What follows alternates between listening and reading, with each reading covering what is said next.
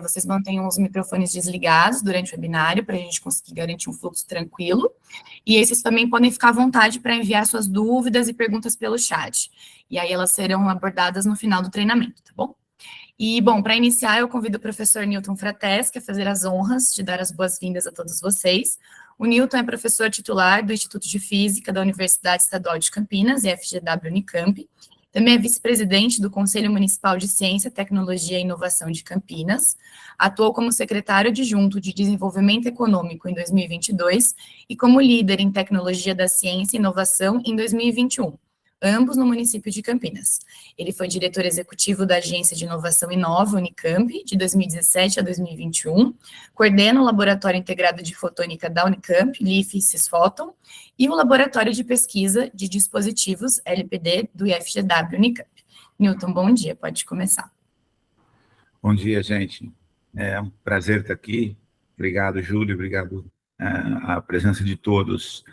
Eu quero iniciar agradecendo, acho que o sistema Cisfoton, que permitiu a gente criar essa estrutura, de poder ter as pessoas nos apoiando, está aqui a Júlia, a Carla, temos também a Greta, o Fabrício, o André e a Úrsula, as pessoas que nos ajudam, tanto na parte técnica, quanto na parte dessa parte da promoção e da divulgação, da disseminação da ciência e da promoção da cultura da inovação. Quero agradecer também, em particular, agora, do nosso workshop, o workshop que ele, na verdade, que todas essas ações que a gente está fazendo, o LIF Empreende, o Demo Day de Startups, todas essas ações culminam no workshop que vai ser dia 30, 31 de outubro, no IFGW, e com um apoio forte da Sociedade de Fotônica da I3E, a IEEE Photonic Society, o apoio do Instituto de Física, da Faculdade de Engenharia e Eletrocomputação, o apoio, certamente, do Cisfoton e os apoios da Agência de Inovação da Inova no Unicamp, do Laboratório Integrador do Cisfoton também, ou seja, é um evento que tem grande potencial para a gente poder promover esse tipo de ação ligada à cultura da inovação. Eu tenho breves palavras aqui, que eu gostaria de falar. Por que a gente fala tanto em startups? Por que a gente aposta nisso, como, e em particular, startups de base tecnológica, A gente ouve muito startups essa coisa até um pouquinho vazia, As pessoas até misturam, É modismo, é Vale do Silício e NASA, então, esse tipo de coisa não é isso que eu estou falando. Estou falando de startups de base tecnológica mesmo. E o problema básico, se você for olhar em termos do investimento em pesquisa e inovação e criar um ecossistema de empresas de base tecnológica, é um investimento privado, em particular. O investimento é baixo em ciência e tecnologia, mas o privado é mais baixo ainda. Se você olhar a média da OCDE, 0,5% do PIB é investido em ciência, tecnologia e inovação pelo poder público. Essa é a média. O Brasil investe 0,5%. É baixo essa média. Isso não é um valor de Coreia, não é Coreia do Sul, não é um valor de Israel. Mas tudo bem, pelo menos está na média. Se você for olhar investimento privado, é 0,5% no Brasil também, que é 1/3 da média da OCDE, que é baixa. Então, da onde vem geralmente o investimento, para ao menos inovação aberta, das empresas? Ele vem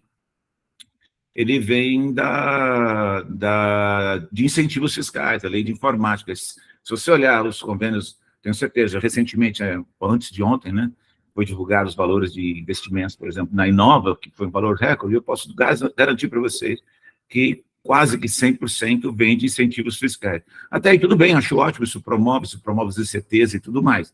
O problema é que essas empresas, elas têm, de fato, fazem pesquisa e inovação, mas no seu lugar, no seu quartel-general. Então, ela tem um orçamento próprio para isso, mas não aqui, a gente precisa atrair. Então, você vê que tem essa dificuldade. Então, porque quando a empresa não tem o setor dela de inovação realmente, contundentemente aqui, é mais difícil você fazer parceria com a universidade.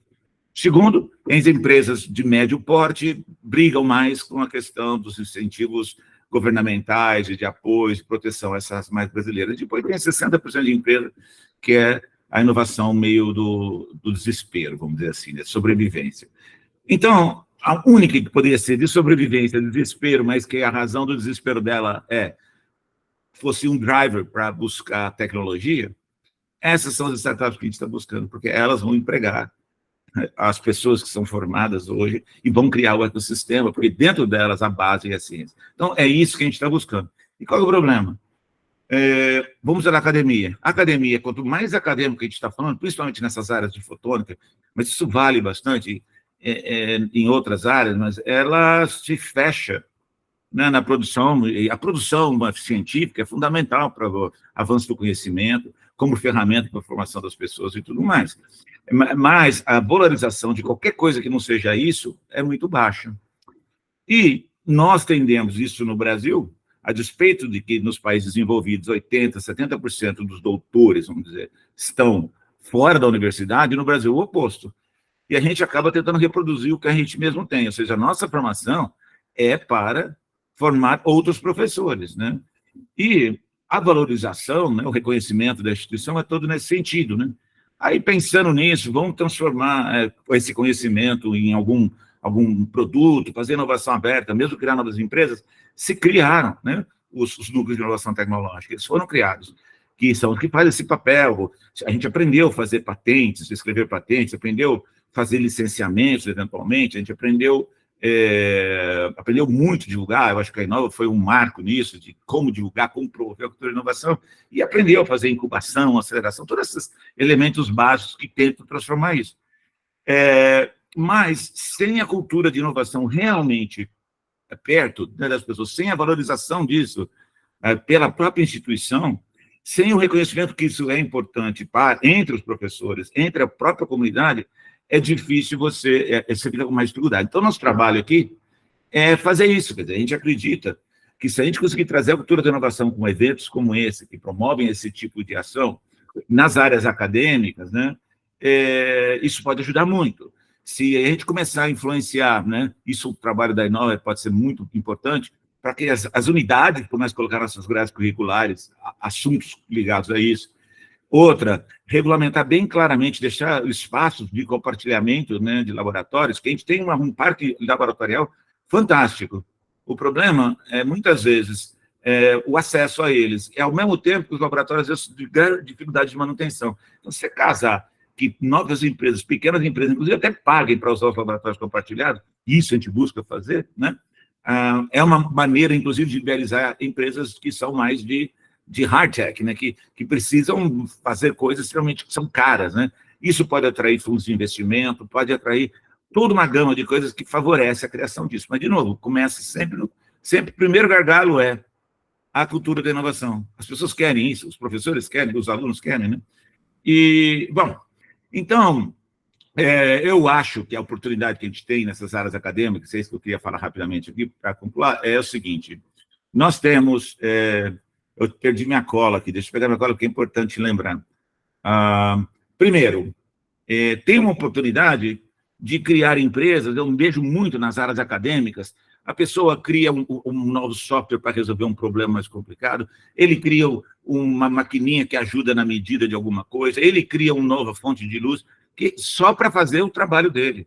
Se tivesse um estímulo de criar produtos ligados a essas coisas, você começa a ter a base do ecossistema. Nós não estamos falando de criar unicórnio, o nosso assunto é que é diferente, de novo, do empreendedorismo NASA, Silicon Valley. Nós estamos falando de criar empresa. Então, às vezes, são coisas pequenas que hoje praticamente inviabilizam a pesquisa no Brasil. Porque para importar demora 6 meses para ter uma coisa que nos Estados Unidos você compra em um dia. Então, essa é uma coisa. Acho que tem uma oportunidade de se criar empresas, que os ITTs fazem isso, tá? Empresas que transformam o TRL, né? Que vai lá, pega uma coisa de bancada e faz uma prova de conceito, entendeu? Isso pode ajudar o professor não sabe como fazer isso, o aluno não tem tempo, né? Então, há também, em final, você começa a fazer isso, no fim você vende aquele produtozinho que você fez, você monta outra, no fim uma empresa pode crescer, você começa a criar o ecossistema, e esse ecossistema vai demandar os nossos alunos do futuro. Então, a gente precisa começar a popular isso das empresas. Então, essa que é a mensagem, né? E o problema é o seguinte: no começo dessa esteira toda está a inovação tem que ser colocada em todos os níveis. E é por isso que a gente faz esse workshop, é por isso que a gente está fazendo isso, nós não estamos sozinhos. Isso aqui começou já há 1 ano, a Sociedade Fotônica está fazendo a mesma coisa, fez isso lá no Canadá, na reunião anual deles, está fazendo aqui, a Clio, tenta abrir um espaço para isso. Quer dizer, todas as sociedades acadêmicas sérias estão pensando nisso, né? Então, nós estamos aqui ao nosso braço tentando contribuir para isso. E hoje nós vamos ver o Lean Canvas. Eu agradeço tremendamente a Vanessa por aceitar compartilhar o vasto conhecimento dela. Ela, basicamente, assim, ela é responsável, na minha opinião, né, a grande parte do que foi feito no Unicamp do ponto de vista de inovação, e ela vai poder compartilhar aqui com a gente, né? E após o Lean Canvas, que eu acho que é uma das ferramentas possíveis para você conhecer, e eu garanto para você que ela ajuda, inclusive, a se organizar a tua pesquisa. E o que eu gostaria, que eu acho hoje, 90% dos alunos, se fosse fazer um Lean Canvas honestamente, a resposta, qual que é o problema que você está resolvendo? O problema é terminar minha tese, entendeu? E para quem que você está resolvendo isso? Para o meu orientador, entendeu? Desculpa, eu gostaria que você mudasse esse conceito e pensasse por que você está fazendo o que você está fazendo, entendeu? Para quem você está resolvendo e como é que você vai transformar o mundo com isso. Essa que é a ideia. Então, muito obrigado e vamos a um bom evento para todo mundo. De novo, Vanessa, muito obrigado. Obrigado, Carla, Júlia, todo mundo do Sysfoton, e agradeço a presença de todos. Tem gente aqui do Sysfoton, tem alunos do PhD, de todo mundo. Então, muito obrigado pela presença, estou muito contente com isso. Até mais. Obrigada, Newton. Obrigadão. Bom, agora, para a gente dar início ao treinamento de Lean Canvas, né, com grande satisfação, que damos as boas-vindas à Vanessa Sensato. A Vanessa tem mais de 15 anos de experiência em comunicação nas áreas de inovação e empreendedorismo. Ela possui atuação destacada no planejamento de comunicação e marketing 360 graus, envolvendo eventos, assessoria de imprensa, publicações e mídias sociais. Durante 15 anos, atuou na estruturação e na expansão das áreas de inovação e do empreendedorismo da Unicamp, onde formatou projetos de cooperação nacionais e internacionais, envolvendo os setores privados e público. Ela é mestre em política científica e tecnológica pela Unicamp, é formada em gestão pela Fundação Dom Cabral e em empreendedorismo por Babson College, nos Estados Unidos, além de ter feito parte da graduação na Universidade de Hamburgo, na Alemanha. Atualmente, é diretora de operações na Agência Sabiá e diretora de inovação e tecnologia SP na Associação Nacional do Mercado e da Indústria Digital, Anamid. Vanessa, bom dia, muito obrigada pela sua participação. Olá, Júlia, olá a todos, bom dia, agradeço muito o convite para estar aqui com vocês hoje. Já fazia um tempinho que eu não fazia webinar, agora que a gente voltou para os eventos presenciais, né? E eu gosto de fazer webinar, então vamos hoje ter aí 1 hora de boa conversa com vocês, tá certo? Eu vou compartilhar o meu set de slides aqui, tá funcionando? Sim. Ok, legal. Então, vamos começar ali rapidinho. A Júlia já me apresentou, né? Então, eu queria comentar com vocês que eu venho de um background de comunicação, certo? E entrei nesse mundo da ciência e da tecnologia e do empreendedorismo quando eu fui trabalhar na Unicamp.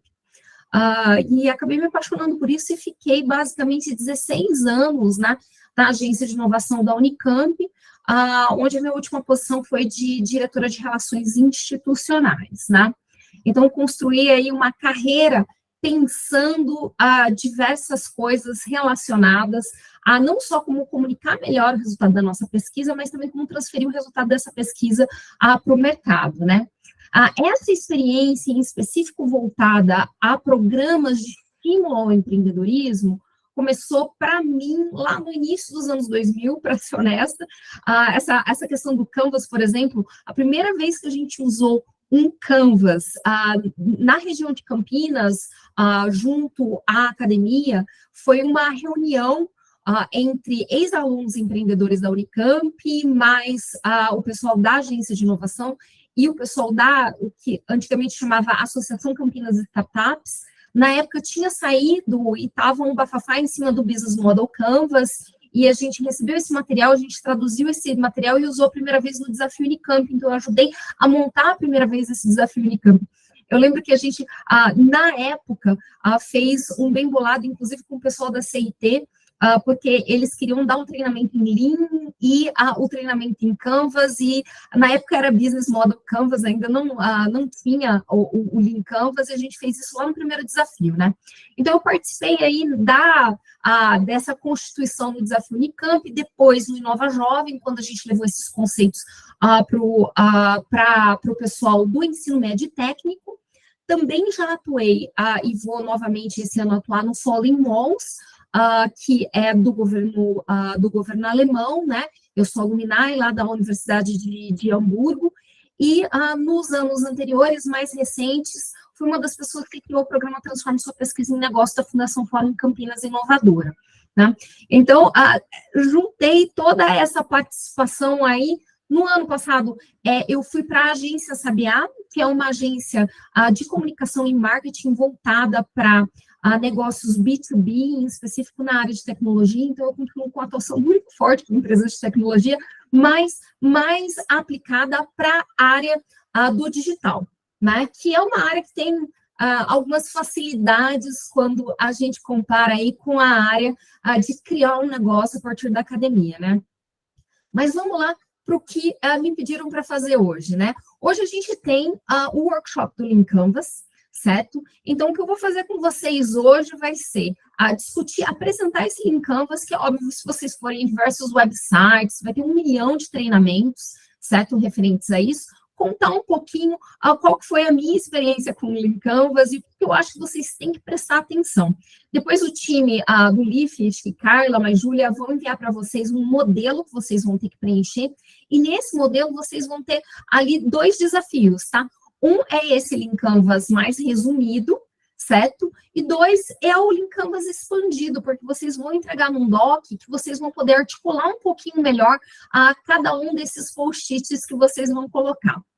O Lean Canvas, ele foi criado a partir do Business Model Canvas, que é aquele que a gente trouxe ali no Desafio Unicamp, né, que é usado hoje em diversos locais, e o criador, ele tinha uma inquietação pensando que o Lean Canvas não era, que o Business Model Canvas não era tão apropriado para o uso em negócios nascentes, vamos colocar assim, naquele momento zero, né, quando você começa a pensar um negócio, começa a pensar uma startup, então um negócio que tenha base tecnológica e que tenha condição de ser escalado. Então, o que ele fez, né? Ele pegou o Business Model Canvas e ele aplicou a experiência dele em Lean para alterar algumas coisas, e eu, honestamente, acho que ele foi muito feliz em fazer isso, em específico quando a gente pensa num negócio que é surgido da academia. E eu vou dizer o porquê, né?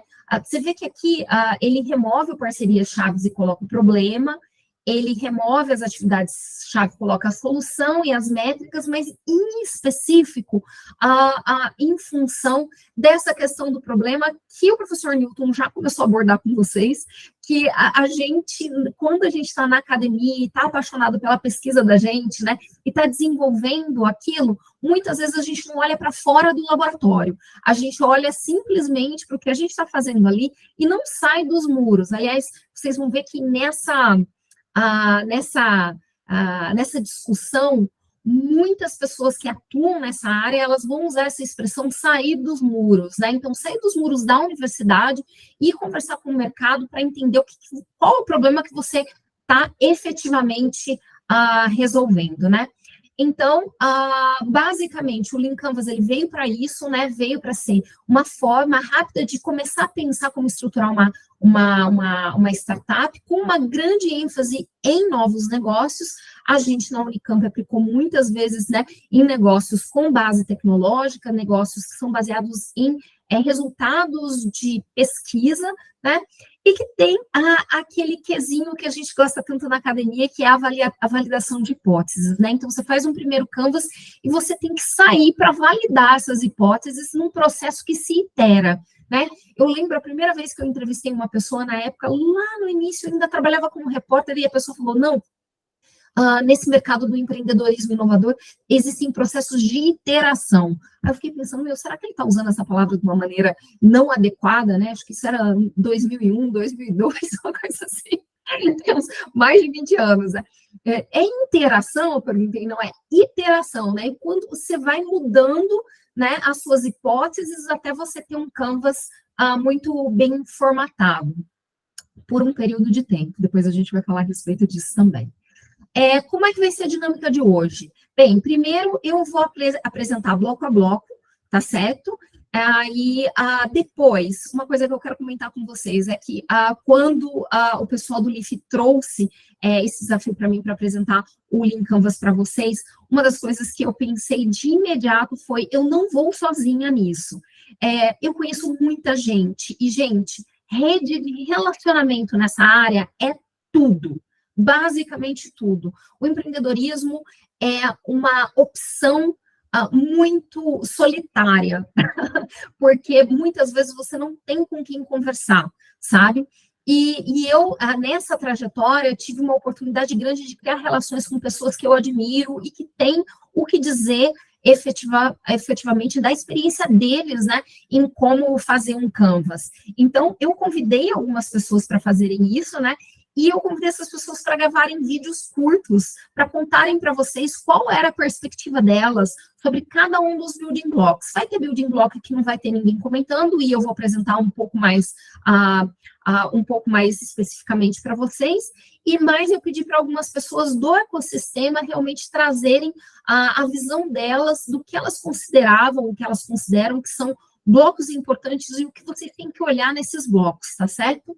Bem, então vou apresentar bloco a bloco com a ajuda dos meus colegas, de pessoas que têm experiência desses experts, e depois a gente vai para as perguntas e respostas no final. Então, se vocês tiverem alguma coisa, a Julia falou, vocês podem mandar pelo chat depois, ou vocês podem anotar, e no final a gente abre a câmera, conversa um pouquinho a respeito disso, e eu espero que eu possa contribuir aí um pouquinho com vocês na formatação do Canvas de vocês. Então, para começar, a gente vai para o Building Block 1, que o Newton já chamou a atenção de vocês, que é o Building Block do problema, tá certo? Então, que vocês vão ter que debruçar efetivamente para entender esse problema muito além da pesquisa de vocês, ou do interesse de pesquisa de vocês, mas para entender esse problema a partir do mercado.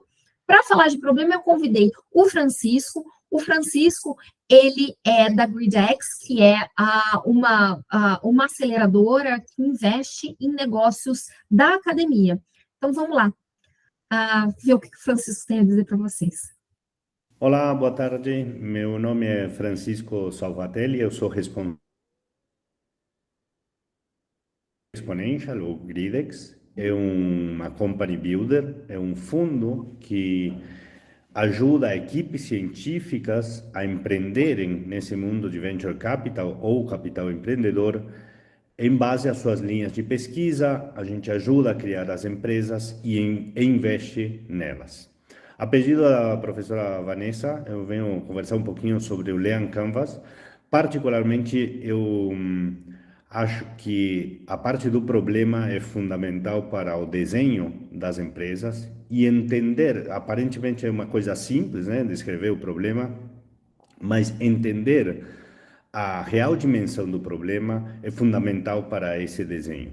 Então, a partir do problema, o entendimento do problema, que para isso temos que realmente mergulhar, se é real, se é universal, qual o tamanho dele em termos de possíveis usuários ou demanda, mas também em tamanho de mercado disso.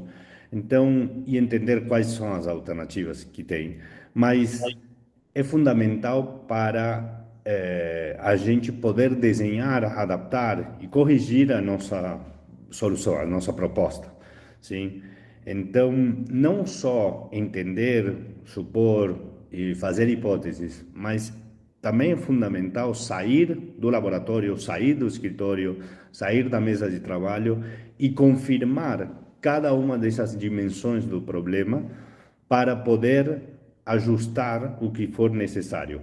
E às vezes é dinâmico, então sempre temos que estar iterando em ida e volta com o mercado, com os clientes, para melhorar a nossa solução, nosso produto, nossa oferta para esses. Então, eu recomendo para vocês entenderem bem, mergulhar bem, estudarem bem e tentar entender no maior detalhe possível qual que é essa dimensão do problema para poder oferecer as melhores soluções. Espero ter ajudado e fico à disposição de vocês. Muito obrigado. O Francisco trouxe algumas dimensões aqui para a gente parar e ponderar a respeito desse problema, né?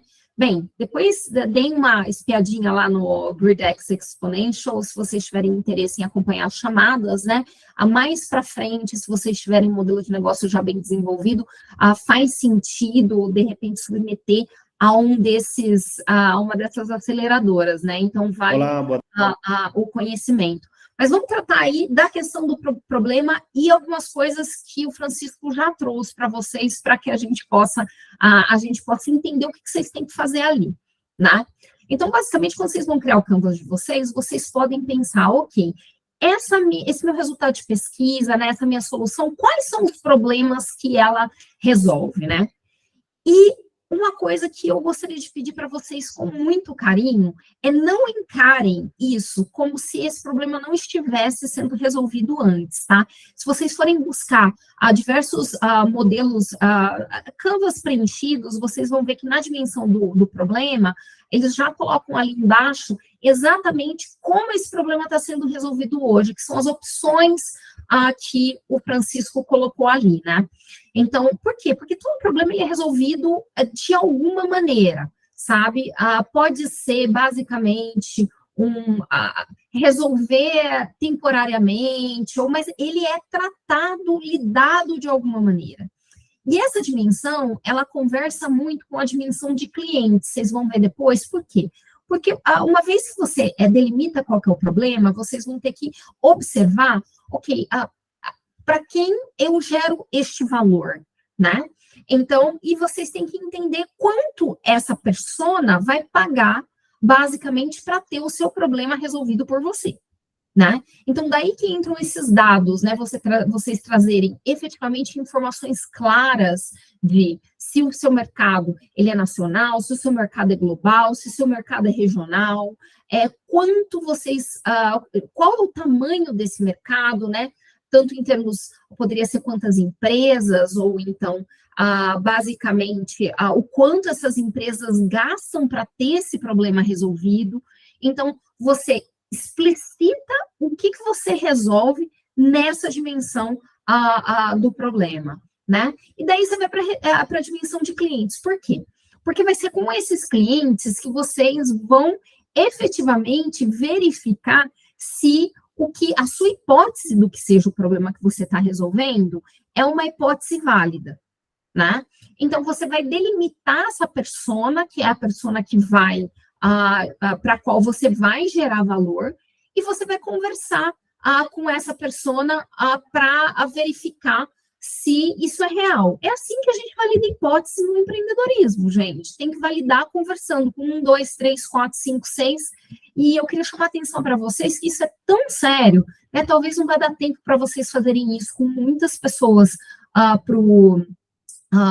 esse trabalho, né, que vocês estão submetendo para o LIF, né, para o LIF Empreende, mas se vocês forem levar isso muito a sério, vocês têm que conversar com muitos clientes para entender se você estava certo sobre o problema que você pretende resolver e se aquela pessoa é realmente o seu cliente, quer dizer, para você fazer um desenho de cliente muito claro, né, ter uma definição de quem é o seu cliente.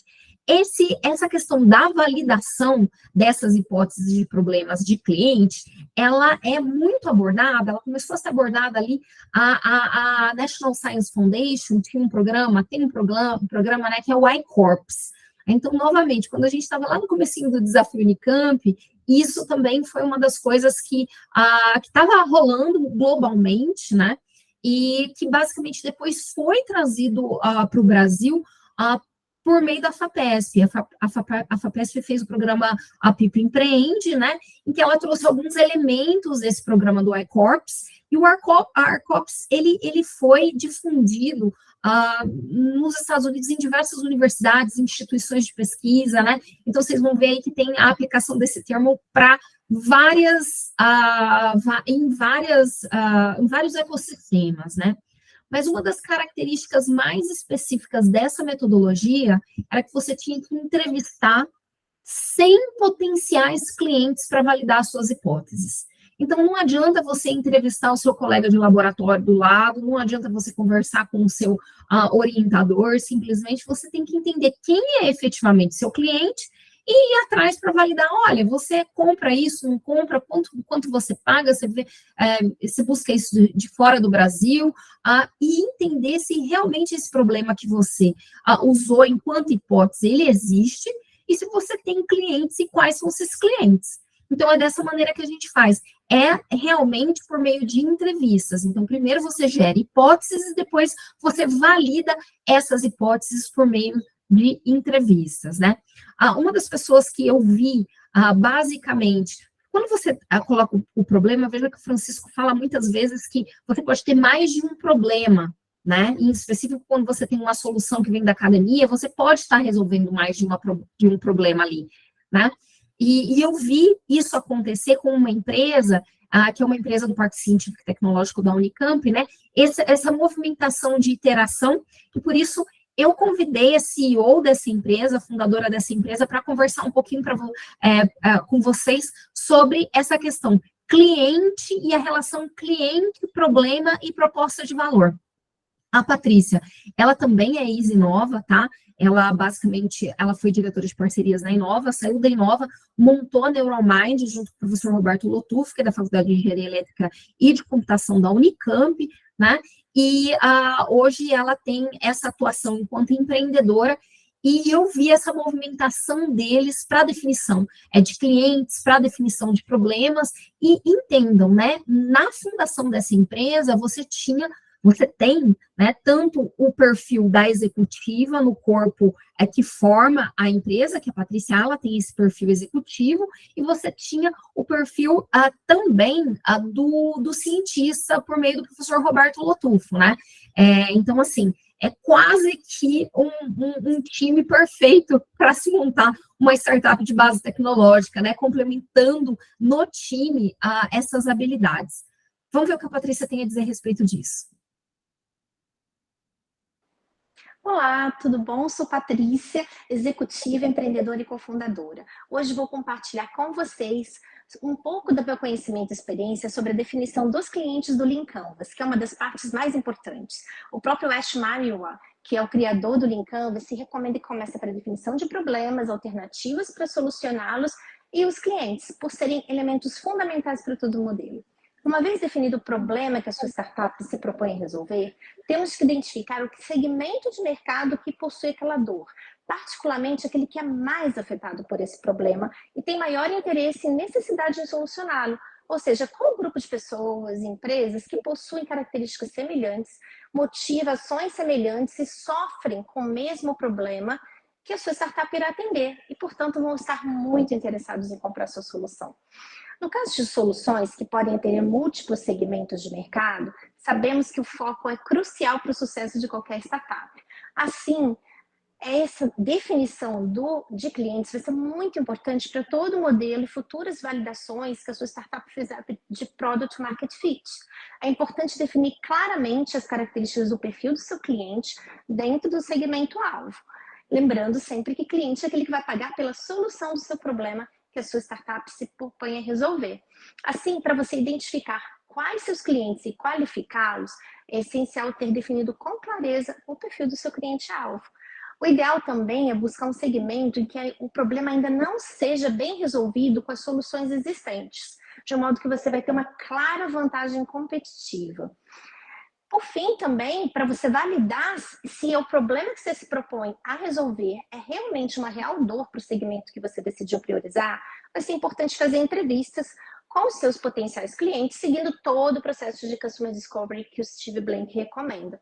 Caso os dados não confirmem que esse segmento realmente sofre com esse problema que você imaginou resolver, será necessário revisitar a definição do seu cliente. Boa sorte. Abraço. Vou contar para vocês que, assim, tem duas coisas aqui bem interessantes para reforçar, tá? Essa questão do segmento, né? Então, você olhar, de repente, você tem uma solução que ela vai ser aplicada para resolver o problema de empresas em diversos segmentos. A gente fala muito de empresa que mais do que uma pessoa, né? Muito embora vocês vão ter que desenhar isso dentro da empresa, quem é a pessoa que vai efetivamente decidir pela compra ou não, né? Mas mais porque nesse tipo de negócio, a grande maioria são negócios B2B, que aí vocês têm que olhar segmento e tipo de empresa, efetivamente, que vocês vão atuar. Então, vocês imaginam que vocês têm uma solução que é aplicada a vários segmentos. É interessante observar qual segmento ainda tem uma dificuldade maior para resolver aquele problema. Por quê? Porque, gente, recurso é finito. Recurso de tempo, recurso financeiro. Então, quando você for, por exemplo, elaborar sua estratégia de marketing, você não vai ter um recurso para aplicar em empresas de 10 segmentos. Vale a pena escolher um segmento de entrada, investir inicialmente no marketing, no atendimento, na busca do seu early adopter naquele segmento, de maneira que vocês consigam, daí, partir para os outros segmentos, certo? A outra coisa, e isso é bem visível, tá? Por exemplo, no setor farmacêutico, que muitas vezes as startups dessa área começam com o setor de pets para depois ir para o humano, porque aí tem uma entrada no mercado um pouco mais rápida, tá? Parece bobagem, mas não é, que garante um fluxo de caixa maior. Então, você vai para o segmento animal antes de ir para o segmento das pessoas, efetivamente, de maneira que vocês consigam validar o seu produto de uma maneira mais rápida, tá? E queria contar uma história para vocês com relação a essa questão da validação, né? Uma interação que eu tive com um empreendedor da Unicamp, também fazendo, moldando o negócio a partir da pesquisa dele. Ele estava no PIP empreendedor, então ele teve que fazer esse processo de Customer Discovery e fazia parte no PIP. Ele precisava passar por aquela fase de entrevistas para garantir a permanência dele no programa, naquela etapa que ele estava, sabe? Aí ele contou que ele era um mercado muito complicado de organizar as entrevistas e etc. E o que ele fez? Ele percebeu que ia haver uma feira industrial naquele setor e ele tinha um recurso para fazer uma visita para feiras, trabalhos, etc. Então, ele pegou o avião, foi para essa feira e ali, em 2 dias, ele fez 100 entrevistas, que era o target que ele tinha, né? Então, ele se aproveitou efetivamente de um ambiente que ia estar todo mundo ali, para correr e fazer essas entrevistas e ter o feedback que ele precisava para validar a hipótese que ele tinha de mercado, a hipótese que ele tinha do problema e dos clientes dele naquele momento. Ele falou para mim: Vanessa, foi crucial eu fazer isso, porque eu já comecei a fazer as adaptações da minha solução para realmente atender um problema mais real, e não um problema que eu imaginei, tá certo? Então, o último item que a Patrícia fala é o item da proposta de valor. Queria comentar com vocês que, quando eu comecei a convidar as pessoas para tratar do Canvas, a grande maioria falou para mim: Vanessa, eu vou falar de proposta de valor, eu vou falar de proposta de valor. Então, assim, a gente vê só nessa curta entrevista minha que grande parte dos empreendedores, eles consideram que proposta de valor é algo que vocês têm que colocar o olho e se debruçar a respeito disso, tá? Existe um Canva específico para proposta de valor, a gente não vai usar ele no Life Empreende, né? Mas algumas imersões que vocês vão ter futuramente, se vocês optarem em seguir o empreendedorismo, vocês vão ver que esse Canva, ele é utilizado, né? Mas o que eu digo para vocês? Partam a proposta de valor. Na proposta de valor, vocês têm que tratar da essência do negócio de vocês, né? Ele, definindo isso, você consegue, basicamente, dizer, né, qual é o valor efetivo que você agrega para os seus clientes, né? Então, tem que ter alguma coisa ali que seja inerente, que faça parte do seu negócio E essa definição é muito importante depois para a gestão e para a comunicação para o marketing, tá?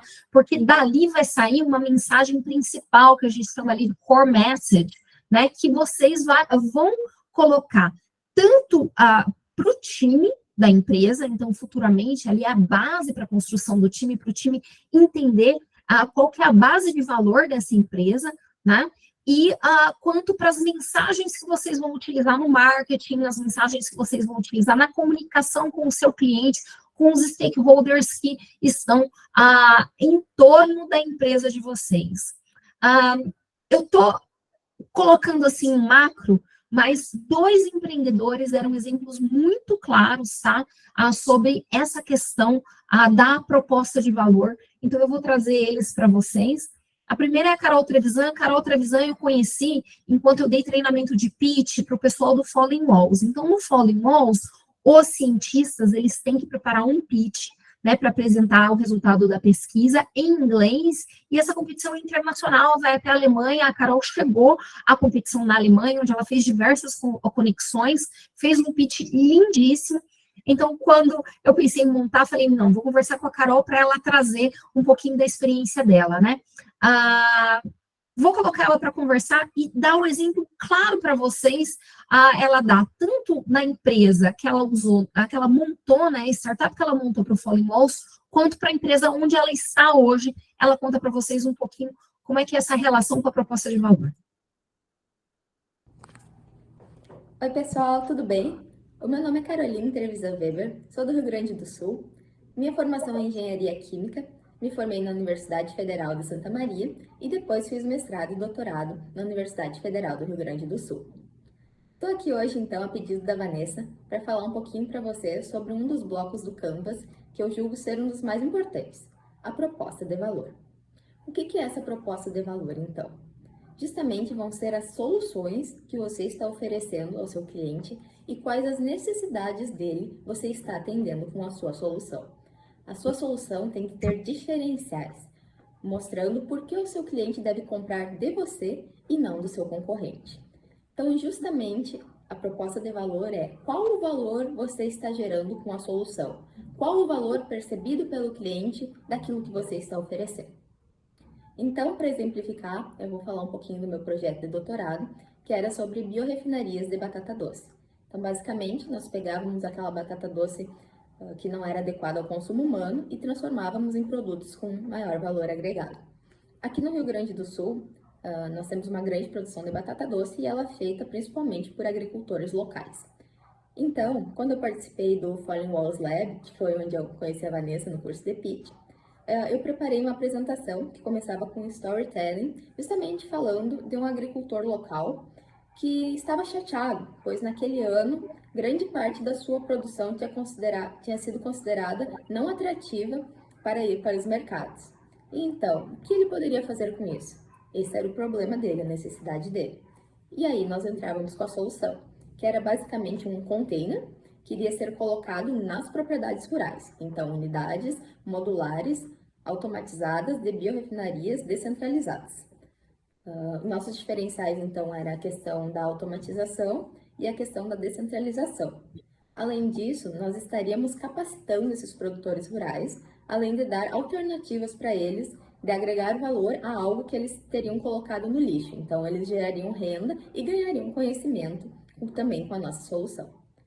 E ao final, eu terminava a apresentação com a seguinte frase: Square Roots, que era o nome, Square Roots, uma vida melhor para agricultores familiares, um mundo mais verde para todos nós. Então, qual era a minha proposta de valor por trás de tudo isso? Era a sustentabilidade. Então, não é por nada que a proposta de valor está centralizada, né, colocada no meio do seu modelo Canvas. Justamente, ela é o cerne de todo o seu negócio. Ela é que vai nortear as suas decisões nos outros âmbitos. E eu posso dar um exemplo disso na real, numa empresa que eu estou agora, num projeto que eu estou vivenciando, que é uma empresa que produz químicos renováveis, e nós estamos produzindo um químico específico a partir de uma biomassa. Então, estamos fazendo toda a prospecção de clientes e a parte de precificação para entender o nosso mercado e justamente o quanto nós vamos poder cobrar a mais daquele produto que é produzido com material fóssil em relação ao nosso que vai ser produzido com uma biomassa. E os clientes que nós estamos prospectando, tudo isso é definido pela nossa proposta de valor sustentável. Então é isso, pessoal. Espero que tenha ajudado a ficar mais claro para vocês. Qualquer dúvida podem me contatar. E uma ótima aula. Tchau, tchau. Vejam que, no caso da Carol, né, ela passou por essa experiência de fazer exatamente o que vocês fizeram, um projeto desse, né, e esse entendimento do valor que ela entregava, aquele valor da sustentabilidade, né, e nessa empresa nova, a mesma coisa. Eu digo para vocês, isso é base na gestão, então, porque faz parte da conversa com o time, né, dos valores dessa empresa, e ela também na comunicação, porque basicamente você pode precificar baseado nisso, né? O Davi, eu vou colocar também na sequência aqui o Davi falando sobre isso, porque eu achei que dá um contraponto bem interessante. O Davi é ex-presidente do grupo Unicamp Ventures, que é o grupo dos ex-alunos empreendedores da Unicamp, tá certo? E ele é diretor de operações do Grupo Lamas. Eu acredito que alguns de vocês já devam conhecê-lo, porque ele é basicamente ali formado no mestrado, no doutorado na física, né? Ele foi orientado pelo professor Newton Frateschi, e ele e o grupo montaram a Lamas, né? E ele conta um pouquinho no caso deles agora, ali, onde ele está, qual que é a proposta de valor deles. Boa tarde, pessoal. Sou o Davi, diretor de operações do Grupo Lamas. Agora eu estou falando com vocês aqui da Cervejaria Cogumelo. É uma cervejaria que faz parte do grupo, dedicada à produção terceirizada.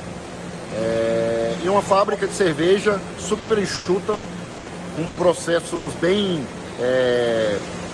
otimizados para a realidade nossa, né? Então, falando um pouquinho de Lean, a gente tem um time enxuto, um rodízio de operações. Você vê, hoje eu estou aqui a caráter, porque de fato hoje eu estou na chão da fábrica, e a pedido da Vanessa eu estou aqui para falar um pouquinho para vocês de um dos building blocks mais importantes do que a gente acha do que é o Lean.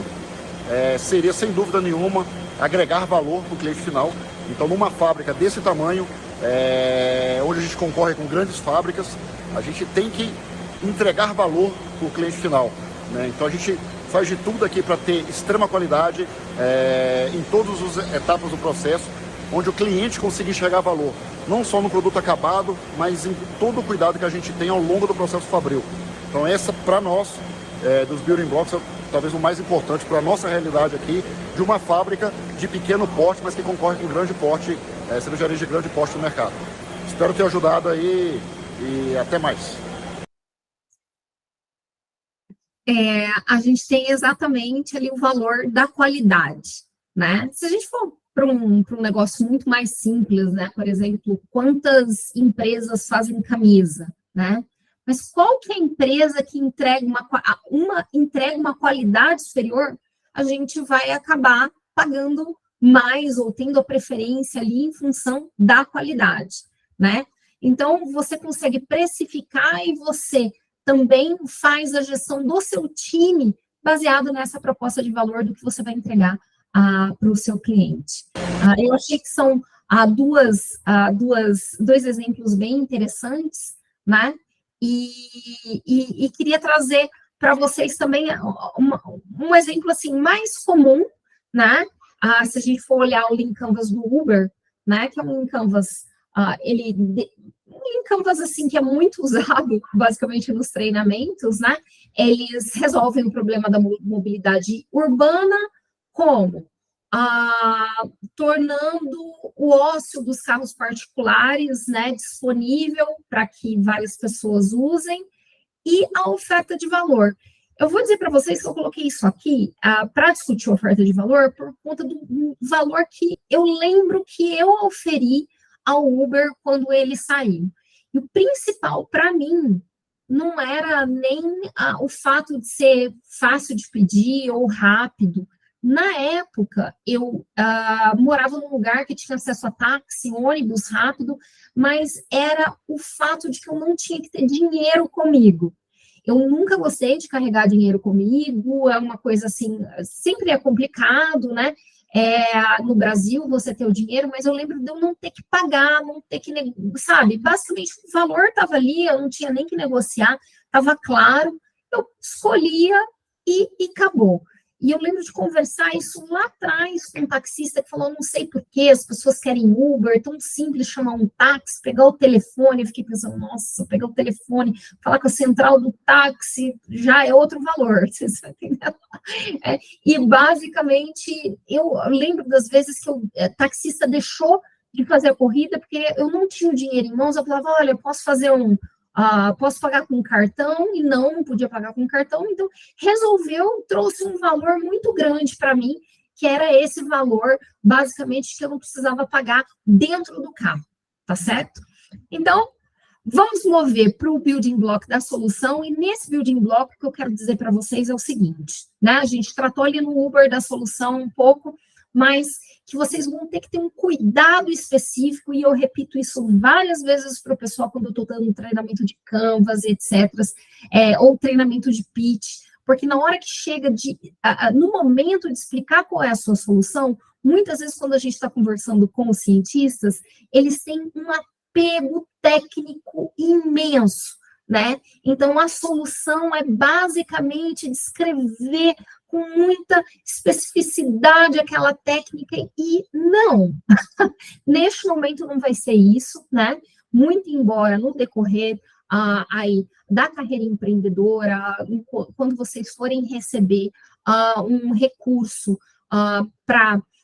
de investidores, possivelmente os investidores vão colocar pares para ouvirem de vocês se vocês realmente têm condição de entregar essa solução, porque a gente já viu várias vezes e pessoas ali naquele empreendedorismo fashion biz, né, showbiz, dizendo que conseguem entregar coisas que não conseguem. Então, a técnica é importante, sim, mas não nesse momento para que você descreva isso com tanta especificidade que o teu investidor não vai entender, ou que, basicamente, o seu Canvas vai ser baseado simplesmente na solução. Tente evitar isso. Eu vou mostrar para vocês, né? Aqui, na solução do Uber, novamente, ele não fica dizendo qual que é o código que está ali, né? Não, a solução é tornar útil o espaço ocioso de carros particulares. Coloquei mais um aqui, no YouTube, também, a mesma coisa, né? Então, o YouTube, ele veio, esse Canva é de 2005, né? Ele veio resolver o problema de hospedagem de vídeos, muito mesmo para um mercado de usuários amadores, assim, principalmente, né, no início.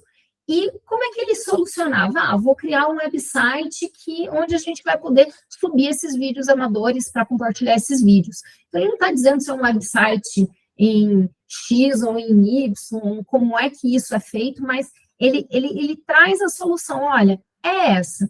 É claro que, né, no decorrer do seu negócio, em específico, se é um negócio baseado em resultado acadêmico, né, a gente vai colocar um esforço grande aqui de demonstrar que vocês conseguem entregar essa solução, né? Muitas vezes demonstrando a especificidade do time, a expertise do time, né? Mas, neste momento, não é bem isso que a gente está querendo ouvir, né? A gente está querendo ouvir menos da técnica e mais do negócio de vocês, como é que vocês vão fazer essa entrega. O Marco, ele comenta um pouco a respeito disso, né? Ele volta, na verdade, a 2 building blocks antes e vai comentar uma outra questão, que são os canais, tá? Porque muitas vezes, em específico nessa fase, não há uma clareza em como é que você entrega esse valor. O que você precisa para entregar esse valor? Eu vou entregar esse valor por meio de vou ter revendedores, ou eu vou ter um negócio que vai ser centralizado. gente, novamente, isso é o momento agora, né? Porque pode ser que isso mude. É só a gente pensar ali em Natura, né? Que começou com revendedores e hoje tem ponto fixo de venda, né? Isso pode ser iterado ao longo do negócio de vocês em diversas etapas, mas de início tem que se ter uma ideia de como é que você vai fazer essa entrega, quais são os canais de entrega para isso. O Marco, ele participou, acho que de uns 3, 4 desafios Unicamp, era uma pessoa que realmente queria empreender, tinha essa veia empreendedora, né? Fez diversas coisas aí para conseguir fazer isso, e hoje ele compartilha com a gente essa experiência dele nas competições e também na constituição da empresa dele, que é a Voix. Ele vai trazer uma outra coisa que eu quero que vocês ouçam bem, que é uma dificuldade que a gente vê muitas vezes, mais presente nos empreendedores digitais, mas eu acho que com vocês vai ter também, de entender o foco do negócio de vocês, aí voltar ali no problema, na segmentação, porque muitas vezes, para garantir a receita, há uma repetição, né, há uma difusão de entregas, tá? Então, para que vocês encontrem esse foco. Vamos ouvir o Marco. Oi, pessoal, tudo bem? Meu nome é Marco Linhares, falando aqui do Frio de Campinas. Eu sou professor, empreendedor social, trabalho numa startup de combate à violência nas escolas. Já fui participante do Desafio Unicamp, finalista, e também mentor dos projetos do Desafio Unicamp, do Inova Jovem. A Vanessa me convidou para escolher alguns temas alguns blocos do Lean Canvas, que eu acredito que sejam importantes. Então, eu escolhi 2. Um é o Value Proposition Canvas, é a proposta única de valor. E, então, é muito importante vocês saberem comunicar de maneira clara o que vocês fazem e, de fato, ter algo que é único, que possa te diferenciar e que as pessoas te reconheçam por isso. Como acontece muito com empreendedores brasileiros, eles acabam fazendo muitas coisas e não tem foco. Então, esse, inclusive, é um dos problemas que a gente enfrentava e ainda continua enfrentando um pouquinho aqui na nossa empresa, é de fazer muitas coisas porque tem que pagar as contas, mas acabar não focando tanto naquilo que pode trazer uma receita a um médio prazo e ter bem definido o que é que a gente faz, tá bom? E não fazer várias coisas. A gente sempre se diferencia fazendo uma coisa mais bem feita do que os outros, do que fazendo tudo que todo mundo já faz, tá? Então, ter bem claro na visão de vocês qual que é essa proposta única de valor. E o outro bloco que eu escolhi foi o de canais. Hoje, principalmente quem começa a trabalhar com IA, existem muitas ferramentas bacanas. Então, será que não existe um canal em que você pode entregar, às vezes de uma maneira mais barata, mais rápida, o seu produto? Em alguma plataforma, alguma parceria que você faz, que utiliza esse canal novo. Então, como a gente vive no mundo exponencial, a cada 1, 2 meses surge algo novo. Então, é bem importante a gente estar sempre revisitando aquele canal que a gente usa para entender se não tem algum que a gente consegue entregar valor a um custo menor ou mais rápido, e que seja mais eficiente. Então, essas 2 dicas, pessoal. E desejo sucesso no negócio de vocês. Obrigado. Vejam bem, né?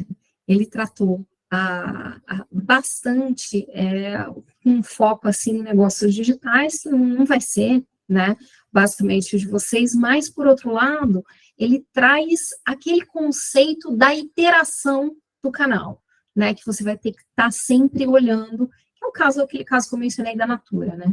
E quando a gente trata de canal, um material mais detalhado, ele vai trazer os diversos tipos, né? Então, os canais de comunicação, então, entender se vocês vão atender esses clientes, basicamente, vocês vão ter ali uma página web, se vai ter um LinkedIn, se vocês vão ter pessoas que vão atender pelo telefone, se o atendimento de vocês vai ser via bot, se vai ser via WhatsApp, né?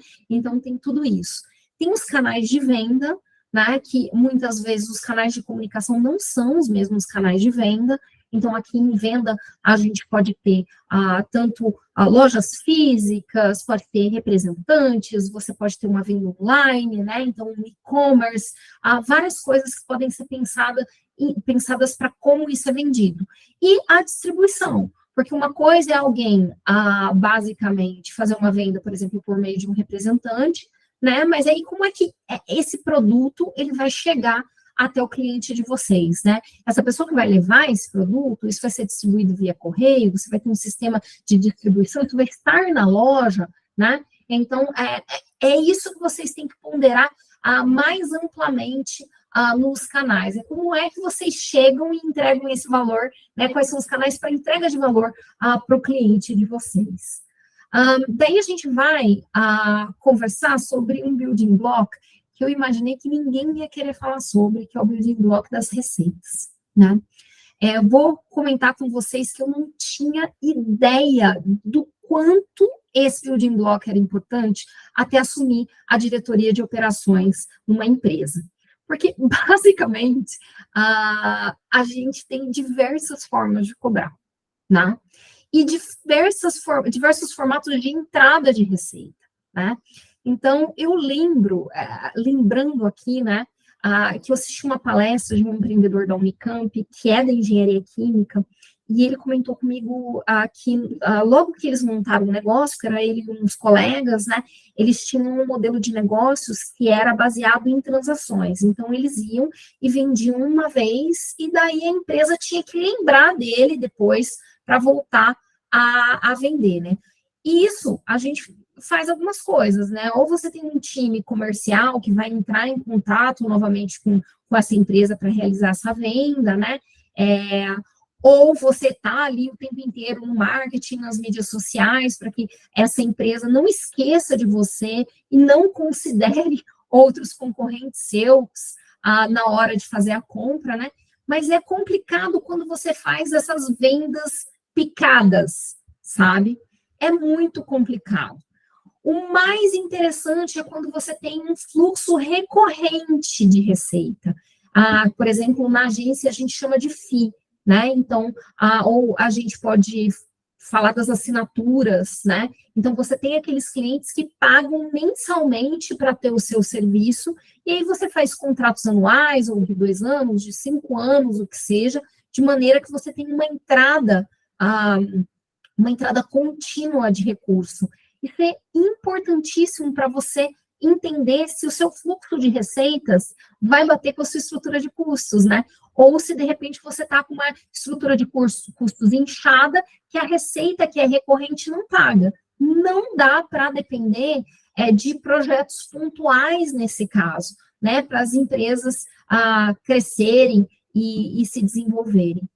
No processo de precificação, aqui nas receitas, vocês vão ter que pensar nisso também. Eu não trouxe material muito detalhado a respeito disso, tá?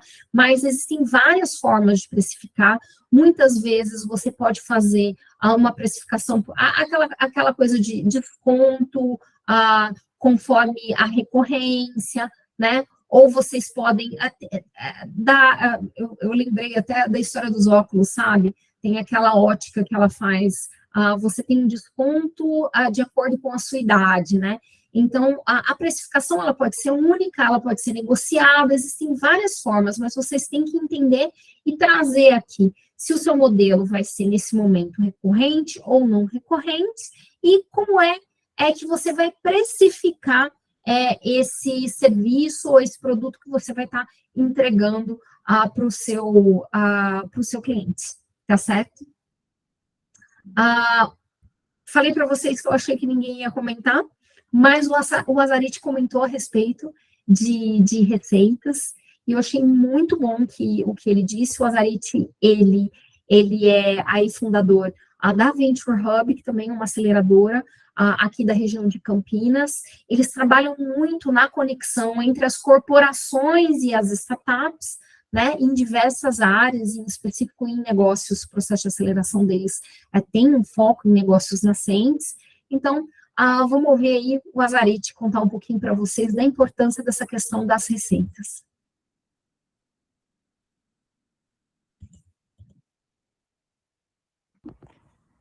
Fala, galera, beleza? Meu nome é Azarit, eu sou conhecido também por ASA, aqui no ecossistema de inovação e empreendedorismo. Sou um dos sócios da Venture Hub e sou vice-presidente de inovação corporativa, responsável aí pela conexão da empresa com grandes corporações e por alguns programas de aceleração de startups. Então, o nosso dia a dia passa necessariamente por entender os 9 building blocks aí do Lean Canvas, né? E a Vanessa me pediu para dar uma dica para vocês em cima de qual desses blocos a gente deveria prestar mais atenção. Cara, é difícil. Primeiro que os 9 se complementam de alguma forma, né? Então, no primeiro momento, eu falei, pô, proposta de valor, esse é que tem que ser. Mas, cara, como a minha área é muito voltada para a área de geração de receitas, o fluxo de receita eu acho que é aquele que, de repente, é o respiro, né? É o oxigênio das companhias. Então, de uma maneira mais sistêmica, deve se tratar de todos eles para fazer uma análise bastante criteriosa, bastante profunda, mas a parte de revenue streams, ou seja, os fluxos de receita, são extremamente importantes. Por quê? Porque aí eu vou entender aquele que é pontual, os pagamentos pontuais, dinheiros que vêm de vez em quando, etc. Mas aí eu sempre estou buscando aquela fidelização, aquela recorrência. Então, quando eu consigo estruturar um modelo onde eu consigo colocar de pé um processo legal de receitas recorrentes para qualquer nível de companhia, eu estou ajudando de uma maneira bastante importante a construir o futuro.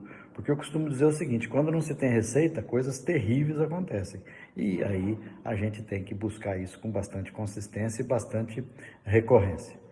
Galera, era isso aí. Abraço a todos. Van, obrigado aí pelo convite. Tamo junto. Vejam essa preocupação que, de repente, você só sente efetivamente na hora que você está tocando a empresa, né? E é óbvio, você tem que ter essa preocupação anterior, em específico, porque tem que se garantir aí um recurso para esse início da empresa e assim vai. Então, pensar numa receita recorrente é o ideal, nem sempre é possível, e nem sempre é possível nesse início. De repente, você vai iterar o seu modelo de negócio, vai encontrar essa receita recorrente um pouco mais para frente, né? Mas é um building block que vocês têm que prestar bastante atenção para que ele bata com a estrutura de custos, que é o próximo building block, tá? Gente, eu já vi cada estrutura de custos em específico tão mal feita por gente tão inteligente, então, assim, ok, Vanessa, você está na operação, a estrutura de custos é importante para você, porque você está na operação, mas é importante mesmo parar e pensar quais são os custos, em específico, quais são os seus fixos, quais são os seus custos variáveis, né? Então, você vai ter ali, você tem um time, tem o time que é salário das pessoas que atuam na empresa, pode ser que, de repente, você opte em ter times externos, freelancers ou atendimentos pontuais que você vai contratar. Você tem infraestrutura, um exemplo é aluguel, tá? Mas tem outras coisas, numa startup acadêmica, pode ser, de repente, até o uso laboratorial, né? Então, tem diversas coisas relacionadas, matéria-prima, equipamento, marketing, é claro, eu venho desse background do marketing, né, e eu vejo muitas vezes os clientes falando, eu vou usar recurso para marketing, assim, dissolvendo aquele recurso de marketing, né, mas o marketing é um curso importante de se ter e de se reservar um pedaço para ali. Logística, né, que vai entrar um pouco nos canais, não é o único custo relacionado a canal, mas é importante, e aquele primeiro custo, que é o custo da empresa de contabilidade, a empresa de advocacia, que parece bobagem, né? Hoje a gente tem, inclusive, algumas soluções online, né? Por exemplo, o Contabilizei, que funciona, mas pondera. É a primeira coisa. Quando a gente abre uma empresa, então, no ano passado, eu passei por esse momento de abrir uma empresa, né? De encontrar um contador, eu vi que muita gente estava usando o Contabilizei, mas eu optei em contratar um contador, é um custo fixo, gente. Dentro da minha estrutura, na estrutura da minha empresa, o contador. E é importante, essa pessoa em específico ali, no início, me ajudou demais, ainda ajuda, e essa troca é importante, então está lá na minha estrutura de custo fixo, a estrutura de custo fixo da minha empresa. A de vocês pode ter custos diferentes, mas, em geral, eu vejo as pessoas colocando, vai ser a hospedagem do site. Pô, cadê o salário dos empreendedores, né? ok, pode ser que você vai estar sem salário nesse primeiro momento, né? Mas cadê a sua estrutura? Você não vai ter ninguém. Então, pondere isso, faça uma estrutura com um pouquinho mais de capricho, né? Eu sei que é sair da zona de conforto para a maioria do pessoal na academia, mas faz sentido. Pensa que você está botando um projeto ali que você precisa contar toda a estrutura de custo desse projeto, a mesma coisa aqui. E aí a gente vai para métricas chaves, né?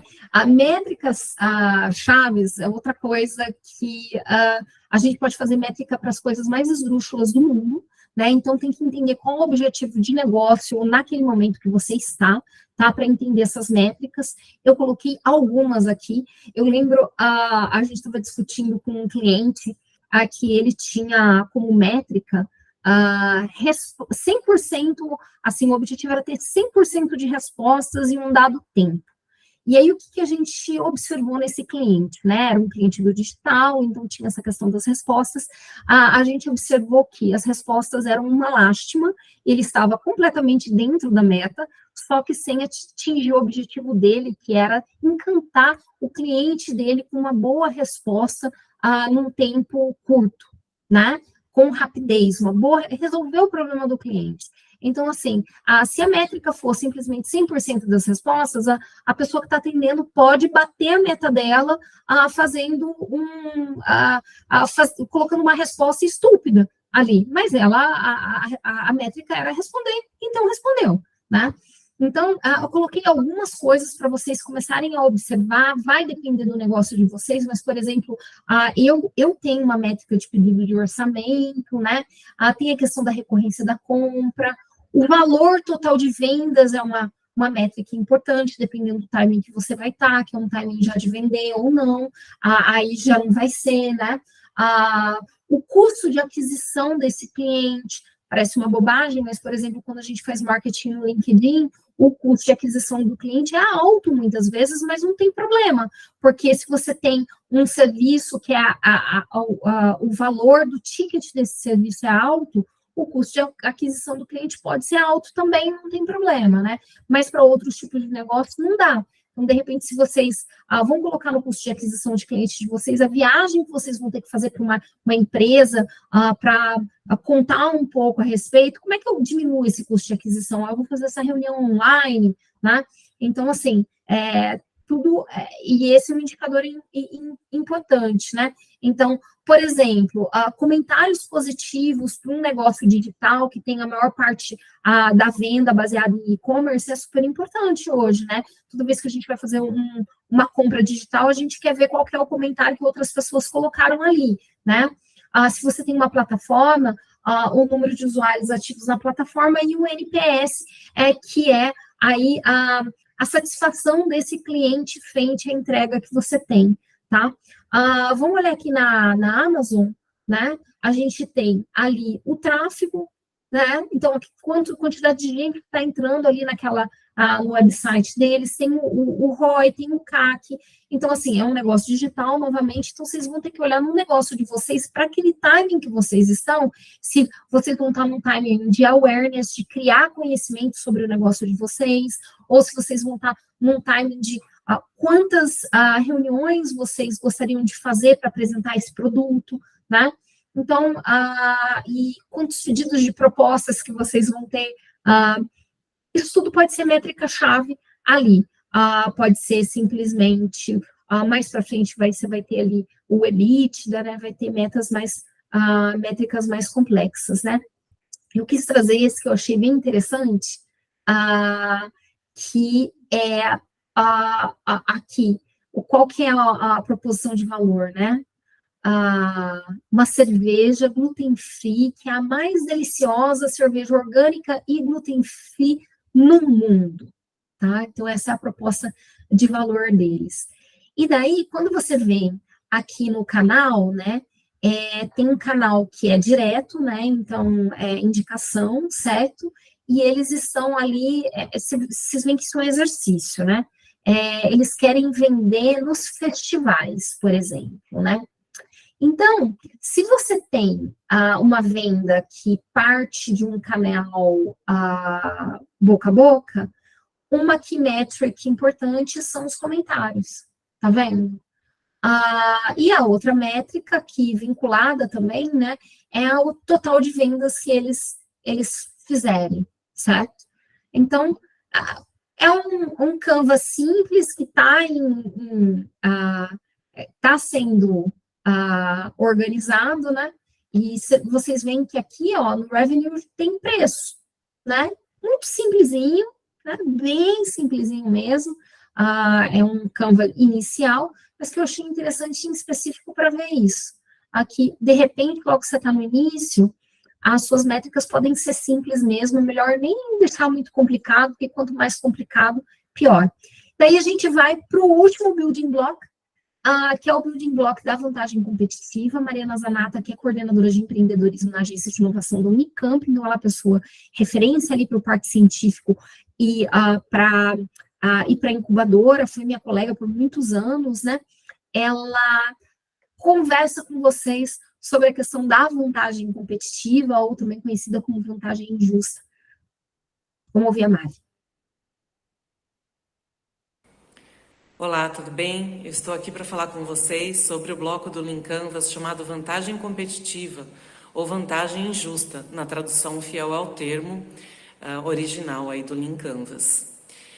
Vantagem competitiva é aquilo que te diferencia e que não pode ser copiado pelos seus competidores. Em muitos casos, esse bloco é considerado o mais difícil de se preencher e às vezes é até deixado em branco nas primeiras versões do Lean Canvas.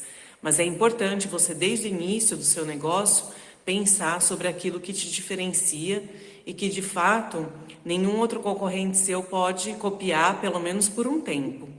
Vamos a alguns exemplos aqui para vocês entenderem.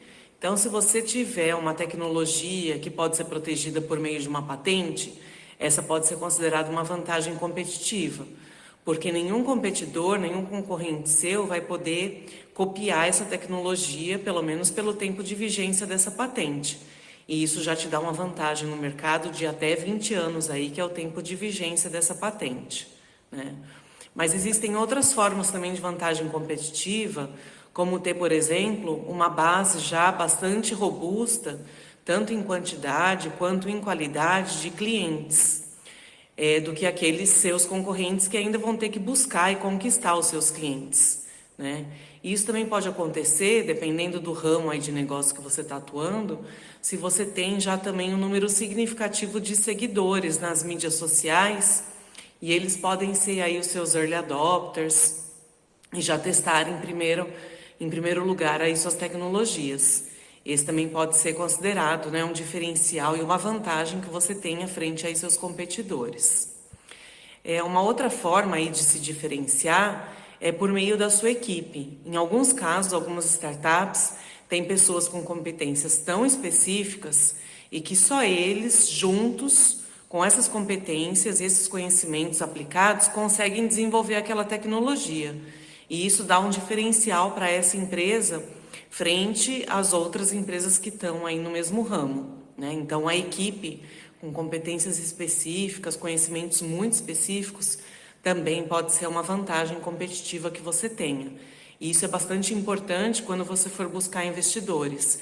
Investidores, no geral, olham muito para a equipe e qual é a forma que essa equipe tem de trabalhar, de atuar e de se dedicar àquele negócio e conseguir desenvolver aquela tecnologia, aquela startup, né?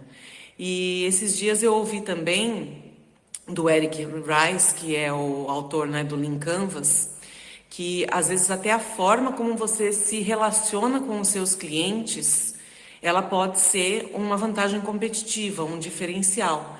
Ele deu um exemplo de uma seguradora americana que tinha um tratamento tão atencioso e tão diferenciado com os seus clientes que nenhum deles havia vantagem em se mudar para a concorrência, porque de fato aquela seguradora tinha um diferencial em tratá-los e que isso trazia uma vantagem para ela no mercado frente aos seus concorrentes. Então é isso que eu tinha para falar aqui sobre vantagem competitiva. Eu espero ter contribuído. Até lá. Mariana trouxe algumas coisas que são muito importantes aí nesse contexto, né? Então, vamos lá. Ela falou de patente, né? Aqui no contexto da academia tem essa facilidade de vocês terem um background do núcleo de inovação tecnológica para ajudar a fazer a proteção dessa tecnologia, né? Ela falou de equipe, daí eu vi o Newton comentando, né? Exatamente, que no caso de vocês é a expertise de vocês. Lembra que eu comentei da startup da Patrícia Toledo com o professor Roberto Lotufo, né? Ali no caso deles, você tinha um dos cientistas mais reconhecidos daquela área, né? E basicamente a startup é naquela área, então essa é uma vantagem competitiva muito clara, né? E eu queria adicionar um item extra que ela começa a falar, mas que ela fala num contexto bem digital, mas que eu vou trazer para vocês, que é a questão da rede de relacionamento de vocês, né? Há muito questionamento aí com relação, tem aquela figura do empreendedor jovenzito, né, de 19, 20 anos, etc. E claro que a gente vai ter isso, em específico, numa fase que o pessoal está com má energia, não tem tantos compromissos, né? Nessa época a gente tem menos boletos na vida, mas assim, tem também uma coisa que é única para uma pessoa que tem um passado profissional, né? E que é a sua rede de relacionamento.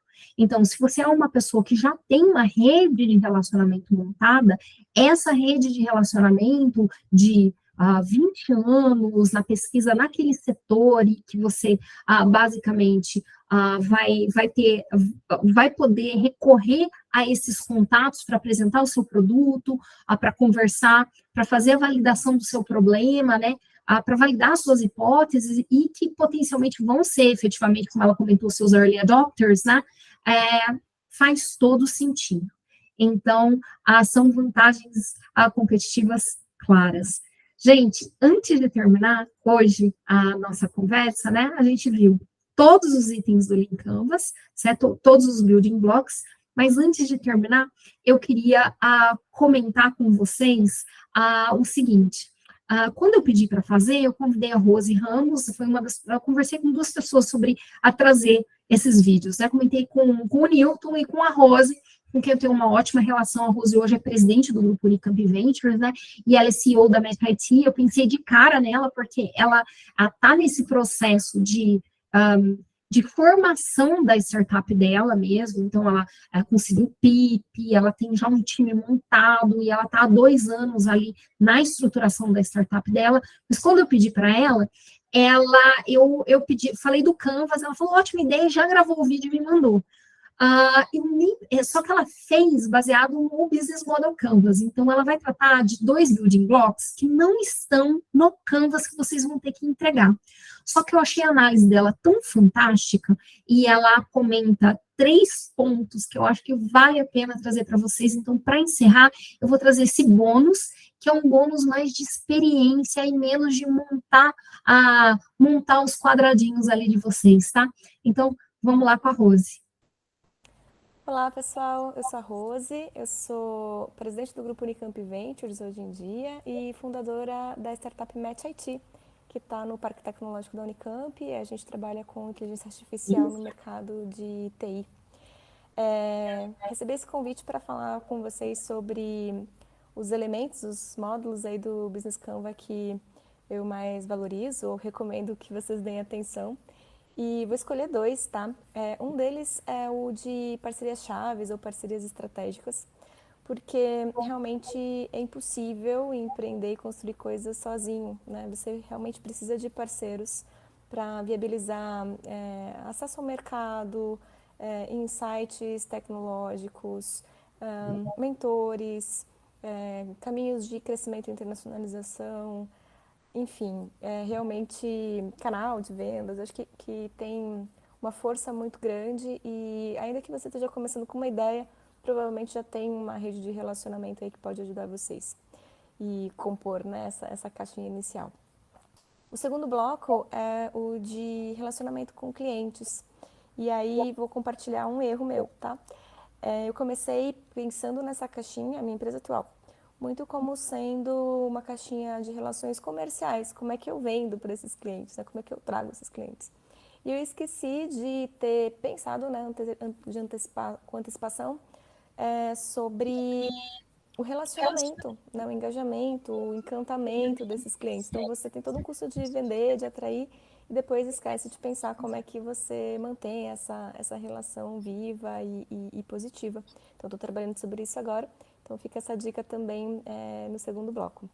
E eu vou arriscar dizer que eu sinto falta de duas coisas no Canva, e talvez valha a pena ter um post-it extra, que seria um pouco da visão, né? Por que você está construindo isso tudo? Porque o Canva, ele diz o que você está construindo, mas não o porquê. Então, vale pensar sobre o propósito. E também uma caixinha de time frame, né? Ou de visão desse Canva no tempo, porque o Canva, ele é vivo. Então, ele vai precisar ser revisitado e atualizado conforme o negócio evolua.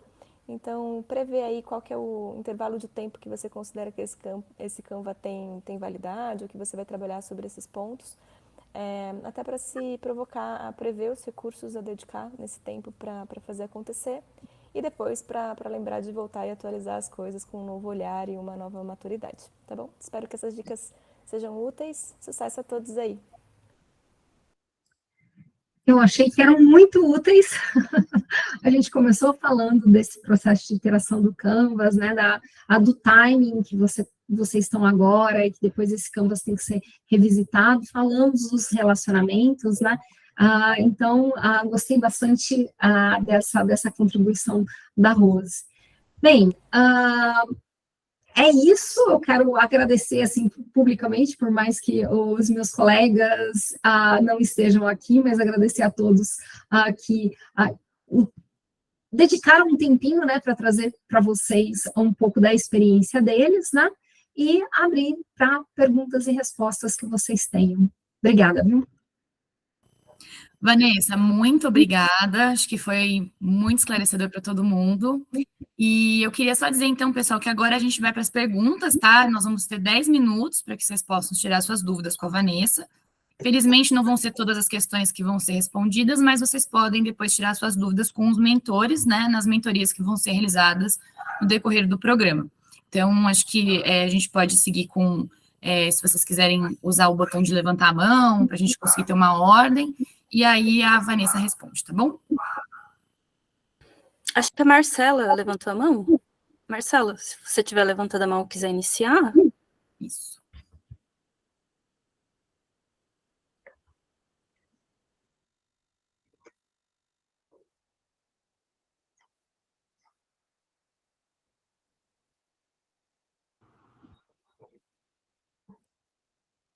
Ela levantou a mão, mas não está perguntando. Ah, foi sem querer. Foi sem querer. Ótimo. Legal, obrigada, viu, Luiz? Obrigada.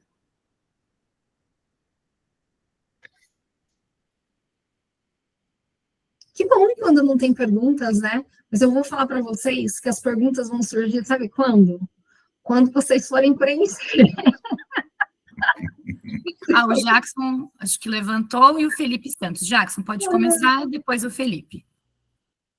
Em primeiro lugar, bom dia a todos. Eu confesso que não conhecia essa iniciativa ainda, mas eu me interessei muito. Eu sou da licenciatura em Física, estou na graduação, segundo ano de graduação. E eu gostaria de saber por onde começar. Vocês podem me dar uma dica, assim, uma dica de estudo, alguma coisa? Eu me interessei muito, ainda não conheço a parte de fotônica, mas eu gostei muito. Você quer comentar um pouquinho, Newton?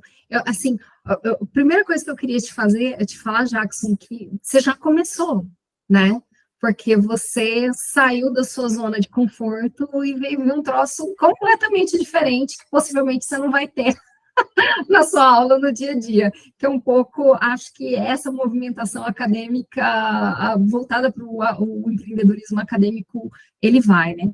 Tem diversas, assim, tem uma literatura bem completa relacionada ao empreendedorismo acadêmico, agora que você entrou, acho que faz sentido, mas para a área de empreendedorismo na área de fotônica, né, é um início aqui no Brasil, né? Então, o Newton está sendo muito pioneiro nisso, em trazer esse desafio. Você quer falar, Newton?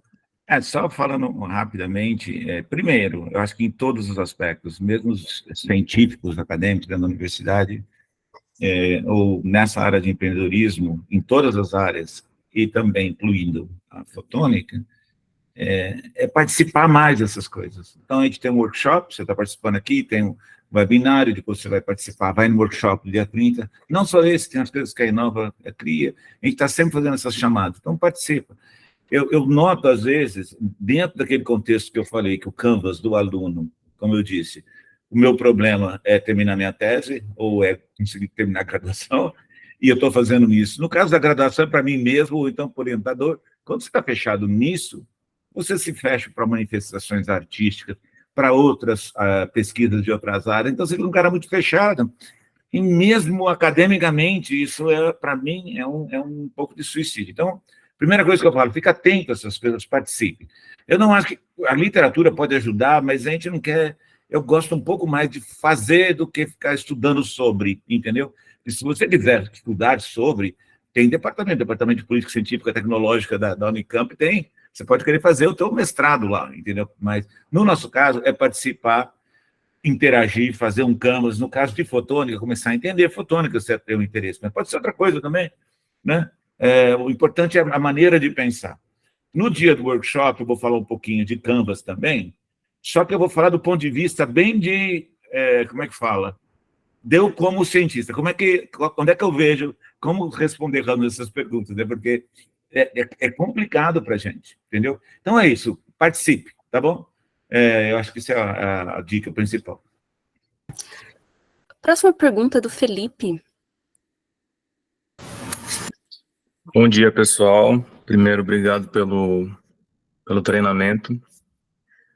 Antes de fazer a minha pergunta, eu queria só me colocar à disposição do Jackson, se ele quiser trocar ideia sobre fotônica em algum momento. Eu trabalho no Photonicamp também, até converso bastante com o professor Newton. Se quiser aparecer lá um dia para tomar um café e conversar, o pessoal que organizou aqui, acho que tem meu contato, eles podem te passar e, enfim, estou à disposição. Eu acho que vale a pena também, antes da minha pergunta, falar um pouco brevemente do meu background, né? Eu trabalho com fotônica desde 2013, mas eu fiz doutorado nessa área, de 2017 até o início desse ano, eu estava trabalhando com ciência de dados e voltei para fotônica agora. E isso me proporcionou ter contato com esse tipo de canvas algumas vezes, mas eu achei que o treinamento de hoje foi o mais claro que eu já tive, então, obrigado. E ainda assim, eu sinto que eu não entendo de verdade o que é a proposta de valor, mesmo depois do treinamento de hoje, porque claramente é a parte mais abstrata, né, do Canvas. Assim, acho que as duas coisas mais difíceis de entender conceitualmente, para mim, pelo menos, são a proposta de valor e a vantagem diferencial. A vantagem diferencial porque exige uma análise comparativa bem minuciosa, né? Então, acho que o exercício em si é complexo. Mas a proposta de valor parece ter uma dificuldade maior, e é uma coisa, eu já tentei fazer canvas desse tipo algumas vezes, e a proposta de valor sempre é a parte que eu faço e eu tenho certeza que não tá bom. Sem mostrar para ninguém, eu sei que não tá bom. E aí, Vanessa, eu queria te perguntar se você tem alguma dica assim, talvez alguma sugestão de processo de pensamento, como iterar consigo mesmo antes de realmente testar no campo com potenciais clientes essa parte da proposta de valor, que realmente como eu disse, é a parte que eu peno de verdade. Felipe, obrigada, viu, que você gostou do treinamento. Eu vou dizer para você, eu acho que é menos consigo mesmo e mais com os outros. Porque a proposta de valor, ela parte do princípio que as outras pessoas entendem qual é o valor e qual o valor que você tem a oferecer para elas. Você está entendendo? Então, você pode colocar mais de uma hipótese. Essa, efetivamente, é complicado, porque parte de um princípio, até da redação em si, né? De como é que você escreve aquilo e refaz, até chegar numa mensagem que seja a essência do valor da sua entrega, sabe? Então, eu me preocuparia menos com você, assim, com essa autoanálise, e mais em, de repente, discutir isso com outras pessoas, para as pessoas entenderem, para ver se as pessoas efetivamente entendem esse valor que você está entregando. A questão da proposta de valor tem uma outra situação, né? Ela vai ser muito, muito aplicada, se você voltar ali no meu slide, deixa eu até colocar, você vê que tem um Canva específico para isso, né? Vai ser aplicada no seu Product Market Fit, né? Então, ela tem a ver com o fato de se o seu cliente entende o valor e ofere valor à sua entrega, tá? Então, por isso, tem menos a ver com a sua inquietude, né? Ou você pode fazer várias opções, e mais a ver com esse fit entre a sua entrega e o seu cliente. Então, o seu cliente, ele tem que enxergar aquilo. E é difícil, porque, em específico na academia, a gente não está habituado a tratar com clientes. E, na realidade, não é que a gente não está acostumado, a gente tem clientes, só que a gente não enxerga o nosso cliente como cliente. Se eu for pensar na universidade, você tem um cliente que é o aluno, você tem um cliente que é o pai desse aluno, você tem um cliente que é a sociedade, você tem diversos clientes, né? Assim, transferindo essa nomenclatura para uma nomenclatura de um serviço na universidade, né? Mas, enquanto esse cliente não entende, né, o valor numa mensagem clara, é difícil mesmo. O Nilton está dizendo que o cliente é orientador. Pode ser também. Você quer falar mais um pouco dessa proposta de valor, Nilton? Não. Mas é o que acontece. Eu tenho que ver se o orientador vê valor no que eu estou fazendo. Né? Mesmo se eu não vi, né? Então... Tem isso também, né? Então, assim, entender esse conceito que é um fit entre a sua entrega e o seu cliente. Qual que é a mensagem principal, a principal mensagem que você leva para esse cliente, que depois, quando tiver time, você vai levar isso para dentro do time, né? Vai ser a base da empresa mesmo. Eu acho que seria isso. Então, não tenha medo de escrever, escreve vários e aí tem que testar mesmo. Legal. Próxima pergunta, Eduardo.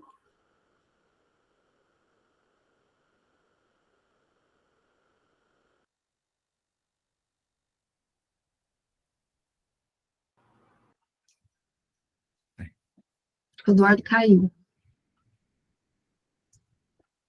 Alô? Beleza. Primeiro, eu queria agradecer por essa experiência, foi muito importante, que foi, na verdade, meu primeiro contato com o sistema do Canvas. E minha equipe, ela é formada por, basicamente, alunos de graduação aqui da Física, da Unicamp mesmo. E eu sei que a maior parte das startups, elas não sobrevivem nem ao ano. Eu queria saber o que diferencia essas startups que vão além e como ir além da universidade também. Que pergunta de $1 milhão, né? Vale mais do que $1 milhão essa pergunta, Eduardo. Mas, assim, eu diria, eu fiz essa pergunta algumas vezes, tá? Para a gente entender qual que é o conceito do empreendedorismo, né?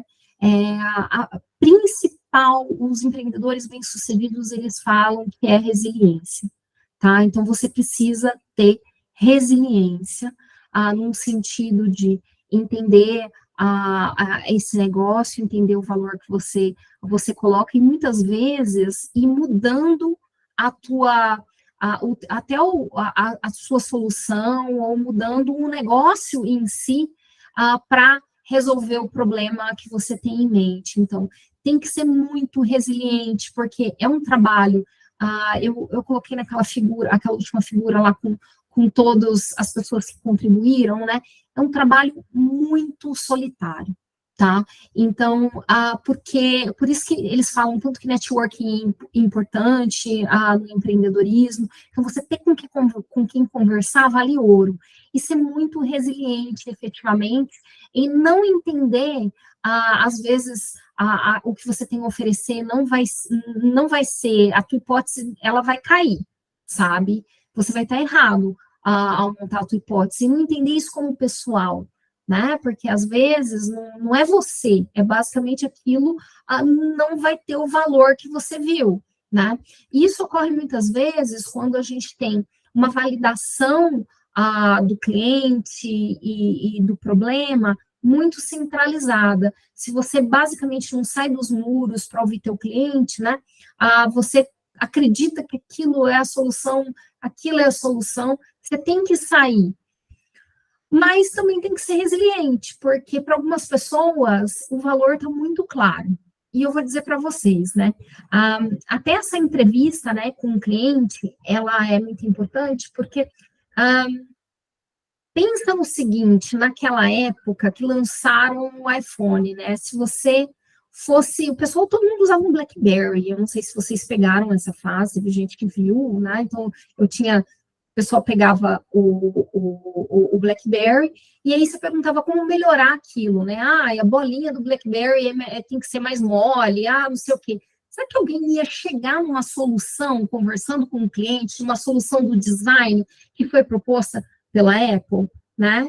Então, basicamente, tem que ter uma resiliência, mas tem que ter você tem que acreditar em você mesmo e ir mudando conforme você tem input do mercado, né? Mas exatamente o que diferencia uma outra, time, né? Expertise, relacionamento, é isso aí. Eu acho que muito mais do que sorte, porque eu já vi cada coisa acontecer que, incrivelmente, eu acompanhei o início, né? Como eu entrei no começo dos anos 2000, na Unicamp, nessa área, eu vi a estruturação das grandes empresas hoje. Então, eu vi um pessoal insistindo em coisas que eram assim incrível, e hoje tem grandes empresas e assim vai. Então, é engraçado você ver esse caminho, né? Das pessoas que são efetivamente resilientes. Só um comentário rápido, né? Primeiro, eu acho que tem essa coisa que a gente acaba vendo pelo desenho, por filmes, que eureka, até na academia a gente acha isso, descobri não sei o que, e o cara ganhou o prêmio Nobel. Empreendedorismo é uma coisa, a pessoa não pode, vou encontrar aquela receita perfeita que vai dar tudo certo. Na verdade, é um processo dinâmico, você vai mudando. A empresa startup que eu trabalhei, ela partiu de uma tecnologia, que era crescimento epitaxial de materiais lá, que tinham propriedades diferentes no próprio crescimento. Então, você conseguia fazer isso. Com isso, se propôs fazer laser modulador de detetor no mesmo lugar. Tá? Então, você começa a fazer isso. Uma aposta grande era um detetor. E a pessoa fica apaixonada, era um detetor. O detetor, na verdade, foi o primeiro a ser, tira isso daí. Então, você tem que estar apto a errar, mas errar rápido. Acho que essa que é a palavra. Eu tento uma coisa, não deu certo, vou para a próxima, e aí você vai caminhando. Isso sonha alto. Eu acho que o recado, eu acho que é esse. E, às vezes, a empresa, você não vai virar um unicórnio, essa é a tua história, entendeu?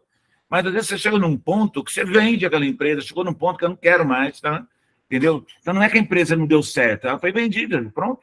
O cara sai e começa a fazer outra, né? Então, tem que ver isso aí também, né? Agora, ficar achando que toda startup vai começar para virar um unicórnio, na verdade, que para passar de série, para chegar numa série A de investimento, elas precisam vamos supor, 1 em 100, entendeu? Mas você tem que pensar um pouco mais longe, tá bom? Desculpa, acho que eu falei demais. Tá o Bruno aqui esperando também. Eu agradeço pelo insight, gente. Gente, é o seguinte, a gente não vai ter tempo para responder o Bruno, então eu peço desculpas ao Bruno, é que a gente já está com o tempo bem estendido, e aí agora eu vou convidar a Carla Sampaio, que é membro da equipe do LIFE, porque ela Desculpa, Bruno. Algumas informações cruciais em relação ao resto da competição. Então, Carla, por favor. Bom dia a todos, gostaria de agradecer a todos que estão aqui presentes, em especial a Vanessa pela excelente apresentação que ela fez para nós. Eu gostaria de passar algumas informações importantes para vocês que estão participando da competição, bem rápido, mas só para vocês saberem quais são os próximos passos. Vocês estão vendo a minha tela, pessoal? Apresentação? Sim. Legal, então. Agradeço a todos aqueles que se inscreveram para esse desafio. Então, qual seriam os próximos passos que vocês têm que se atentar agora para o andamento da nossa competição? Inicialmente, nosso time de comunicação vai encaminhar para vocês o modelo do Lean Canvas para que vocês possam preencher, e também o documento complementar para que vocês coloquem mais informações sobre o modelo de negócio de vocês. Vocês devem enviar a versão preliminar do Lean Canvas até o dia 11/9 no e-mail csampaio@unicamp.br. O assunto Link Canvas preliminar, mais o nome da equipe de vocês que vocês se inscreveram. Nessa versão preliminar, a gente só vai criar o Link Canvas, tá? Vocês não precisam mandar ainda aquele documento complementar que nós iremos encaminhar ainda hoje para vocês. Além disso, vocês também já podem realizar o agendamento das mentorias. No próximo slide eu vou explicar mais ou menos como que vai funcionar. Após as mentorias, é importante que vocês enviem a versão final do Link Canvas, e aí no assunto vocês devem colocar Link Canvas final, mais nome da equipe, e o documento complementar também. Então, daí na versão final vocês enviam os 2 documentos, e eu envio até dia 1/10. Uma coisa muito importante é que quando vocês forem fazer o agendamento das mentorias, e vocês marcarem, né, essa 1 hora de mentoria que vocês vão fazer com a equipe da Inova, é importante que vocês já levem a versão preliminar para vocês conversarem com ele. Não deixem em branco para fazer na hora, tá? Já sentem com o time de vocês, já vão fazendo um brainstorm, já vão pensando como vocês acham que seria interessante preencher esse Link Canvas, e no dia da mentoria vocês já vão estar com ele, com essa versão preliminar, já para começar a discutir com o pessoal da Inova. Bom, como que vai funcionar as mentorias? A gente tem 3 pessoas que se disponibilizaram a auxiliar vocês, que é a Luciana, analista de empreendedorismo e ambientes de inovação da Inova Unicamp, o Matheus, que é analista de empreendedorismo também, e o Vital, que é o supervisor de incubadora e empreendedorismo da Inova. Vocês devem escolher um desses mentores e agendar diretamente com eles. Então, a gente vai encaminhar para vocês esse material, vocês devem mandar um e-mail e agendar uma hora de acordo com esses horários que eles têm disponível. Então, por exemplo, dia 12, 3 horas da tarde, ou dia 12, às 16 horas. Então, esses são os horários disponíveis. A nosso conselho é que vocês agendem quanto antes, né? Não deixe para a última hora, porque depois acaba ficando muito em cima. Às vezes, outra pessoa já marcou horário com eles, também outro time, daí fica complicado, né, para fazer esse agendamento. Então, como próximos passos, a gente vai encaminhar esse material para vocês já podem fazer um agendamento, e lembrando que os finalistas, né, aqueles que chegarem até o final do treinamento de pitch individual, eles também vão receber um treinamento técnico com uma das pessoas aqui do nosso time. Bom, a gente deseja boa sorte para vocês, e agora eu passo a palavra para a Júlia, para ela dar os recados finais e a finalização do evento. Pessoal, olha, muito obrigada. Só um detalhe, o Newton mandou no chat, Bruno, que você pode entrar em contato com o professor, e aí ele pode tirar sua dúvida e até repassá-la para a Vanessa. Então, caso você queira, também o professor Newton está à disposição. E, bom, para finalizar, é isso. Eu queria agradecer o professor Newton, a Vanessa, a Carla e todos os participantes do treinamento, e desejar boa sorte a todos. Obrigada, gente.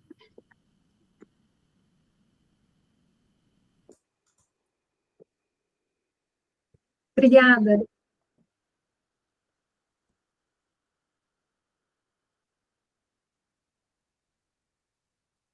Gente, vamos fazer um print de tela? Sim, a gente Vamos. fez no decorrer do treinamento, mas a gente faz agora na finalização também. Mas só nós? Ou quem está aqui agora? Todo mundo abre a câmera. Todo vai. mundo, se quem puder abrir a câmera, por favor. Aparece a chance de ficar registrado para toda a eternidade. Oi, Zezé, tudo bem? Felipe, Eduardo. Bem, Newton, tudo Úrsula, bem? tudo bom? Tudo bem. Pedro Pinho, aí ele não está com a telinha, vai. E serve quem está descabelado também? Úrsula, quem mais? Quem tiver. Vamos lá, vamos fazer o print. Uma risada. Ih, Uma descabelado. risada. Não, mas pensando em luz. Prontinho. Obrigada. Tchau, pessoal. Obrigada, Muito gente. bom. Foi ótimo, Abraço. obrigada. Tchau. Até mais. Tchau, tchau. Bom final de semana. Obrigado, tchau, tchau.